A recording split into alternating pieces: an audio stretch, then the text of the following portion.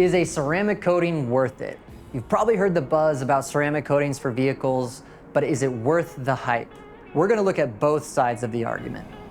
As we know, a ceramic coating is a liquid glass-like barrier applied to your factory paint that provides durability and protection against environmental factors.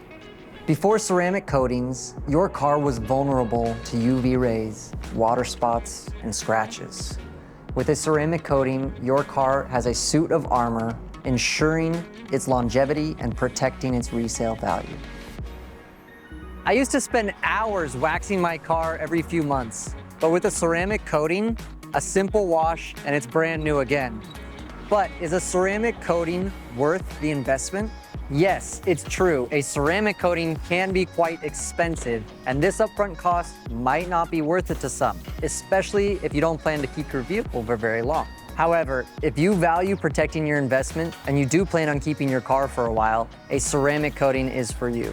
It will also save you money from having to do costly repairs on your paint or having your car detailed. Ultimately, the decision comes down to your priorities and your budget. Find a reputable shop near you and weigh out the pros and cons before investing. I'm Dane from Ceramic Pro, and if you have any questions, drop them in the comments below.